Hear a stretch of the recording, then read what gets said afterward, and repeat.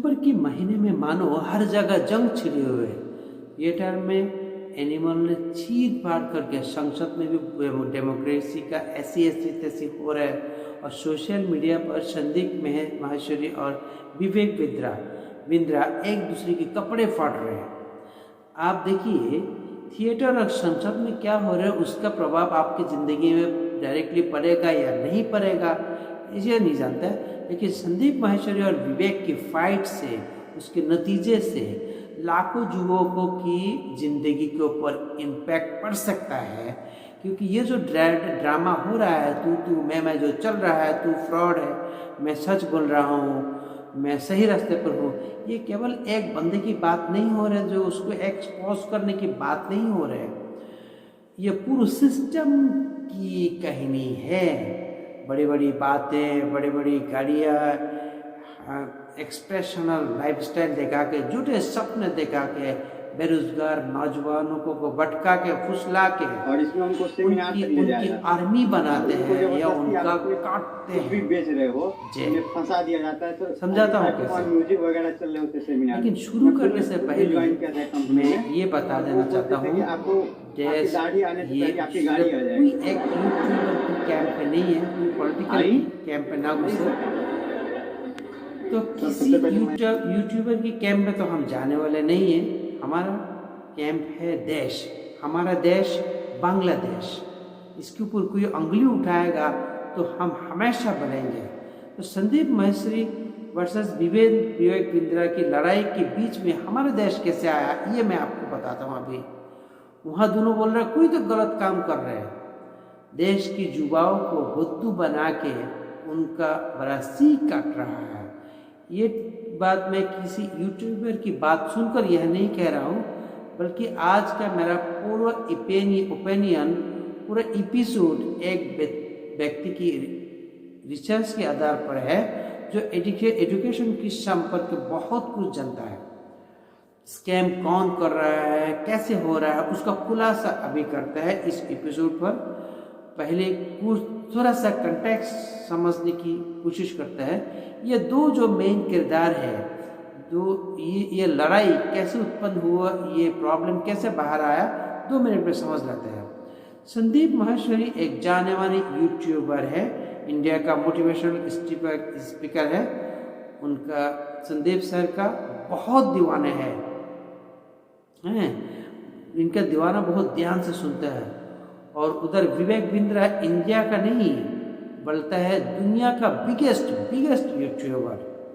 इनकी माने तो इन्होंने बड़े बड़े लोगों को, बड़े बड़ी कंपनीज को सही रास्ता दिखाया है, बिजनेस का सब राह इनको मालूम है।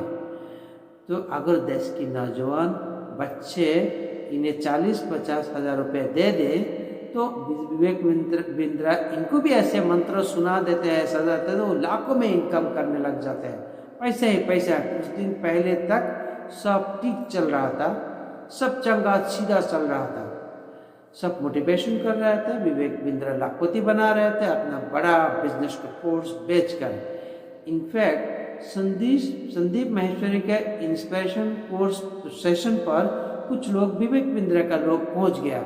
ऐसा नहीं है इस दोनों व्यक्ति में कोई अनुबंध है, लेकिन फिर हाल ही में उनकी सेशन में कुछ स्टूडेंट्स इनको बताया कि कैसे बड़े एक मोटिवेटर, बड़े यूट्यूबर ने उनका काटते हैं जेल। 40-50 हज़ार रुपये की कोर्स के नाम पर एक स्कीम करवा दिया, जहां एंटरप्रेन्योरशिप की पीछे आड़ में उनके काटिंग एज खोज आगे लोगों को चिपकाना था, जिससे वो पैसे वापस आए। सिंपल भाषा में इसको मल्टी लेवल मार्केटिंग या पिरामिड स्कीम कहा जाता है, जो सरकार इसको कभी अलाउ नहीं करते हैं। वो काम एलिजिटली हजारों बच्चे कर रहे हैं। संदीप जी हैरान, अगर ये बादशाह से तो ये 100 करोड़ रुपए के स्कैम हो सकते हैं। अब मजे की बात यह है कि ये सब कार्यक्रम हो रहे, यूट्यूब पर शो जा रहे, लेकिन संदीप माहेश्वरी के वहाँ किसी का नाम नहीं लिया जाता। लेकिन समझदार को इशारा काफ़ी है। किसकी बात हो रही है? संदीप का भी इतनी रीच है, इतनी फैन फॉलोइंग है कि बहुत है, किंतु विवेक बिंद्रा ऐड करना शुरू कर देते हैं। संदीप माहेश्वरी का दावा ये है, उन्होंने तो किसी का नाम नहीं लिया, लेकिन बिंद्रा फिर उन्हें बार बार कंट्रैक्ट करने की कोशिश क्यों करते हैं। उनका घर, उनका दफ्तर पर लोग भेजते हैं अपने ऑफिस में, एक बार हमसे भी बात करो, एक बार हमारे भी पक्ष सुनो, मैटर हम बैठ के सुलझा लेते हैं। यहाँ तक कि लीगल धमकी तक दे चुका है, संदीप माहेश्वरी कह रहे हैं। लगता है इस दबाव से संदीप माहेश्वरी को और भी उत्तेजित कर दिया है, और इस बार विवेक बिंद्रा के नाम लेकर सबको बता दिया, ये पोल खोल दिया और ये मांग कर लिया कि जो विवेक जी, ये जो सब फी कलेक्ट किया है, बच्चों से जो पैसा लिया वो सब वापस कर दो, 500 करोड़ जो आपने ऐंठे हैं वो वापस कर दो। तो विवेक बिंद्रा भी वीडियो लॉन्च कर देते हैं, वो अपना दावा करता है, ये अपना दावा करता है, इन लोगों का ये सब चलता रहता है। लेकिन मैं ये कहता हूँ एज ए बांग्लादेशी होने के नाते, ये मेरा देश है, मैं यहाँ बहुत अच्छे से सही तरीके से हम लोग चलते हैं, लेकिन इसलिए मैं ये कहता हूँ हमारी नाम उनकी प्रॉब्लम के बीच में कैसे आया। जब संदीप माहेश्वरी ये बात अपने स्टूडेंट्स को बता रहे थे, तब उन्होंने कहा ये कोई डॉक्टर नहीं है, इनका कोई डॉक्टर कोई सर्टिफिकेट नहीं है, कहीं से उन्होंने कभी MBBS नहीं किया। अच्छा, मैं संदीप माहेश्वरी जी को ये कहता हूँ, जब कोई MBBS कर लेते हैं तभी उनके नाम के आगे डॉक्टर की उपाधि लगते हैं। आपको ये मानना है? क्यों? डॉक्टर मनमोहन सिंह कौन से MBBS किए थे? डॉक्टर APJ अब्दुल कलाम कौन से MBBS किए थे? उनके नाम के आगे तो डॉक्टर की उपाधि लगे है ना। तो एज ए बांग्लादेशी मुझे ये कहना है कि आप लोगों का ये आपस का झगड़ा है, आप लोगों का झगड़े के बीच में हम बांग्लादेश को आप लोग क्यों लाए? क्या ज़रूरत था? जब आपने, और ये नाम भी ऐसे लिया गया जैसे बांग्लादेश कुछ नहीं है। बांग्लादेश एक एरागारा देश है, 3rd क्लास देश है। अभी पर कैपिटा इनकम जो है वो आपकी देश से, इंडिया से बेस्ट है बांग्लादेश का। हर चीज़ का डेवलपमेंट बेस्ट है बांग्लादेश का। और आप क्वालिफाइड, पर हर व्यक्ति के अंदर आपने क्वालिफिकेशन देख लीजिए, वो भी इंडिया से हमारी बेहतर है। भूखमरी हमसे इंडिया में ज़्यादा है।